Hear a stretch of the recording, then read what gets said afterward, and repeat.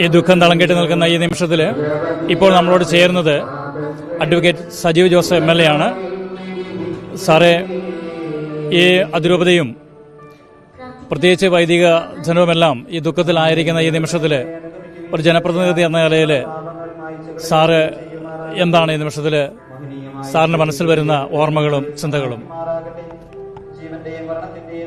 ഏറ്റവും പ്രിയപ്പെട്ട ഷിൻസ് അച്ഛൻ്റെ വിയോഗം നമുക്ക് ആവർക്കും വിശ്വസിക്കാൻ കഴിയാത്ത ഒന്നാണ്. അഭിമാനകരമായ സ്വാതന്ത്ര്യദിനത്തിൻ്റെ ആഘോഷവേളയിലാണ് അതിൻ്റെ ഭാഗമായി ദേശീയ പതാകയെ വന്ദിച്ച ശേഷം ആ പതാക ഇറക്കുന്ന സന്ദർഭത്തിലാണ് ഷോക്കേറ്റ് മരിച്ച ആ ദുരന്ത വാർത്ത നമ്മുടെ കാതുകളിലെത്തിയത്. അച്ഛനെക്കുറിച്ച് പറയുമ്പോൾ അച്ഛനുമായി ആരൊക്കെ അടുപ്പമുണ്ടായിരുന്നോ, അച്ഛനെ ആരൊക്കെ അറിയുമായിരുന്നോ, അവരൊക്കെ ഈ കഴിഞ്ഞ ഇന്നലെയും ഇന്നുമൊക്കെയായി വിളിച്ചു. അവരുടെ എല്ലാവരുടെയും മനസ്സിലുള്ള അച്ഛനെക്കുറിച്ചുള്ള ഓർമ്മകൾ, അച്ഛനെക്കുറിച്ചുള്ള ചിന്തകൾ ഇന്ന് മാത്രമല്ല മുൻപും എനിക്ക് മനസ്സിലാക്കാൻ സാധിച്ചിട്ടുണ്ട്.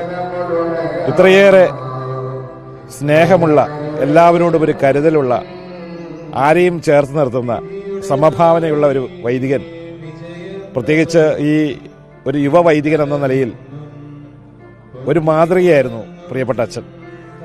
വ്യക്തിപരമായി എനിക്ക് നേരിട്ട് അറിയുന്ന ഏറ്റവും അടുപ്പമുള്ള അച്ഛൻ. നെല്ലിക്കാമ്പോയിൽ ഫൊറോനയിലെ അസിസ്റ്റന്റ് വികാരി എന്ന നിലയിലായിരുന്നു അച്ഛൻ്റെ ആദ്യ നിയോഗം. അതിനുശേഷം കുടിയാൻമലയിലേക്ക് അച്ഛൻ സ്ഥലം മാറി. ഈ രണ്ട് ഇടവകളും ഇരിക്കൂർ നിയോജകമണ്ഡലത്തിലായിരുന്നു.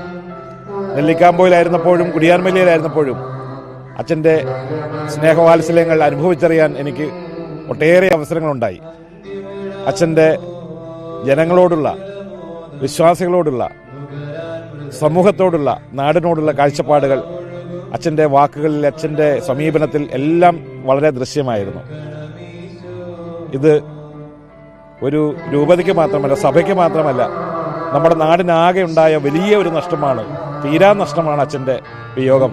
ആർക്കും ഉൾക്കൊള്ളാൻ കഴിയാത്ത ഒരു വിയോഗമാണ്. എങ്ങനെ വാക്കുകൾ കൊണ്ട് അതിനെ വിശേഷിപ്പിക്കാൻ കഴിയുമെന്ന് എനിക്കറിയില്ല.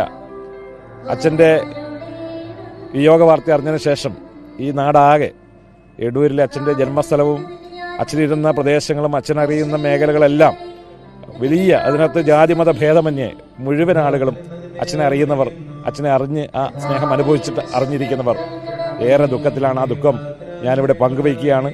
നാടിൻ്റെ അനുശോചനം, ദുഃഖം ഞാൻ എല്ലാവരെയും അറിയിക്കുന്നു. പ്രത്യേകിച്ച് ഇരിക്കൂർ നിയോജകമണ്ഡലത്തിൽ അച്ഛൻ നടത്തിയിട്ടുള്ള സേവനങ്ങളെ, ആ നാടിനു വേണ്ടി അതുപോലെ തന്നെ സമൂഹത്തിന് വേണ്ടി ചെയ്തിട്ടുള്ള സേവനങ്ങളെ സ്മരിക്കുന്നു. അവരുടെ എല്ലാവരുടെയും പേരുള്ള അനുശോചനം ഈ സന്ദർഭത്തിൽ അറിയിക്കുകയാണ്.